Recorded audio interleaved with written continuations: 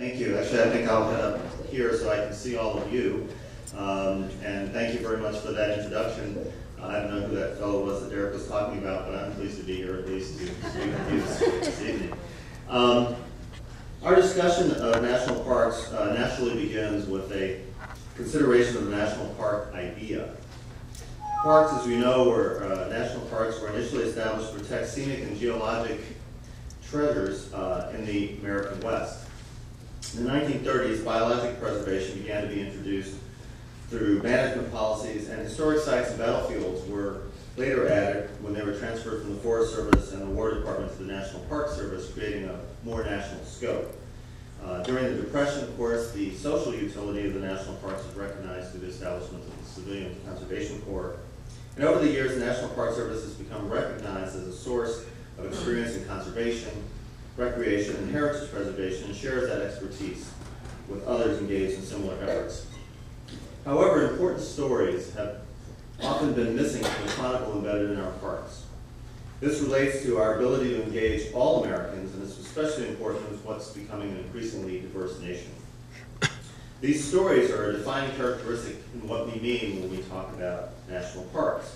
Fellow Commissioner Denny Galvin, who many of you know was a former Deputy Director of the Park Service, and very insightful, stated that a park is an idea expressed in terms of place. As we think about creating new parks, we should ask what national ideas and aspirations now need expression in terms of place. Well, indeed, there is a need as we approach the next century of the national parks to expand this national park idea. And the Commission felt this expansion should occur in several dimensions. First, that any mosaic of current and future parks should enhance the full representation of our nation's ecological diversity and address positive redundancies necessary to ensure resilience in the face of climate change and other environmental stressors. Lands managed by the National Park Service are part of a much larger network of places to conserve, including national forests, national wildlife refuges, BLM, state and local parks, as well as privately held land. And I think that Woody is here, and you'll be hearing from him at some point around how the work he's done really knits these things together.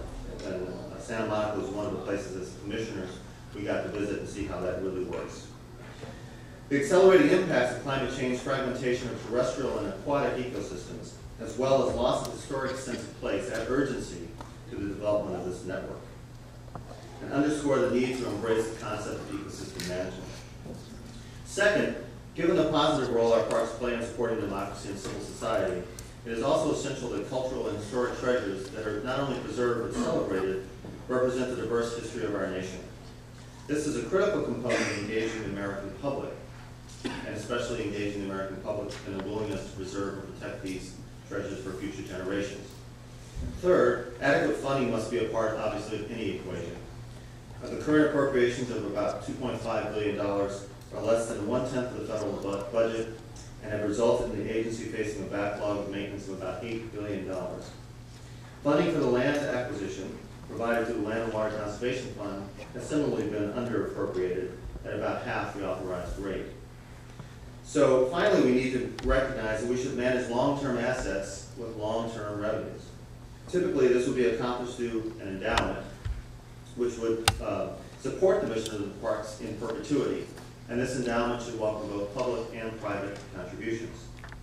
Finally, the Commission called for the expansion of the National Park Service mission, making education an explicit part of the mission for the first time.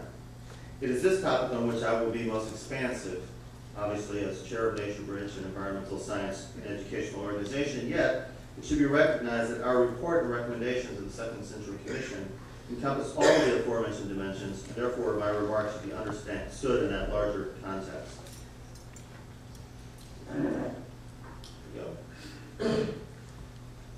Education ranks among our nation's highest priorities. As one of the largest providers of both formal and informal educational experiences, the national parks offer place-based learning that promotes a more sustainable environment, stimulates learners to consider and discuss democratic issues that are central to our civic life, and promotes stewardship. We envision the Second Century National Park Service supporting vital public purposes, parks being used as venues for learning, civic dialogue, as well as recreation. Clearly defining itself as an educational institution, the National Park Service will be committed in structure and purpose to facilitating connections to the natural world and responsible actions to sustain it. The national parks as places for scientific inquiry, place-based learning, civic engagement, and lifelong learning should support a new learning society. Now, just as the 1916 Act that created the National Park Service established the structures needed to maintain the parks during the first century, education will be central to the Park Service's ability to accomplish its broader mission during the next century. Education must be at the forefront of the National Park Service agenda, and Congress should establish a clear legislative mandate for education as a fundamental purpose for the parks. Our national parks have limitless potential to strengthen democracy and enhance the environment while remaining true to their charter mandate of preserving our nation's natural and cultural and historic resources. In the second century, the national parks will offer a rich and varied range of experiences that nourish place-based lifelong learning, civic engagement, and stewardship, taking advantage of the many new environments in which people can now learn. Lifelong learning includes the visitor experience, interpretation, which is provided, of course, by the Park Service, but also by partners, by concessioners, by volunteers, formal educational programs, and research.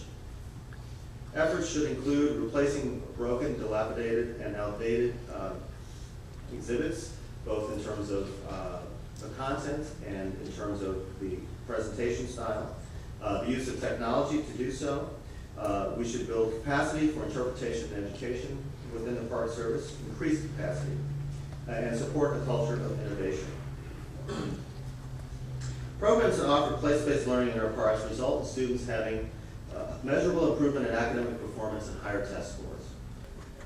Now, just as the effectiveness of traditional educational vehicles, public schools, and universities can be magnified through cooperation with the national parks, the National Park Service can magnify its overall effectiveness through cooperation with partners across the country, both in public and private sectors. By braiding resources and working cooperatively with these constituent groups, the National Park Service stands to both gain access to an ever-broadening pool of visitors, as well as to better serve the needs of those visitors. To fulfill this potential, the National Park Service must become a catalyst in facilitating partnerships with the citizens it serves so that every American will embrace the national parks as part of our common pursuit of satisfying lives and a sustainable environment. Technological advancement seems to be occurring in modern society at ever-increasing speeds, and with technological change comes a cultural shift.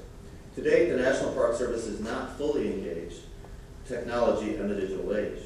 The first step for the national parks to enter the digital age is to join and seek out visitors where they live on the internet. Through the existing means of communication, the burgeoning social networking systems, and social media engines, the parks stand to engage an audience, and an ever-increasing diverse audiences, in a true dialogue. Now, the following is illustrative of the power of public-private partnerships. And this example is used in the context of education, but it's fully applicable to other areas as well. In 2007, the Western Carolina University was awarded a 5-year National Science Foundation grant that names Olympic Park Institute, which is one of the nature-rich campuses, Olympic National Park, and the Lower Elwha-Clallam Tribe as major partners. The intent of the project is to build scientific and cultural literacy of the Lower Elwha-Clallam Tribe youth. The project uses the upcoming removal of the dams in the Elwha River as the context of the project. Olympic Park Institute takes the lead on building scientific literacy, and the Lower Elwha-Clallam Tribe leads the efforts to build cultural literacy. And we're going to stay on this medical theme in our next panel. We were delighted that Stephen took the time away from the medical field to be part of the parks leadership community on Second Century Commission. We now have two extraordinary individuals who are going to be joining us to talk about recreation and health, and to talk with us about where they see the opportunities to work together.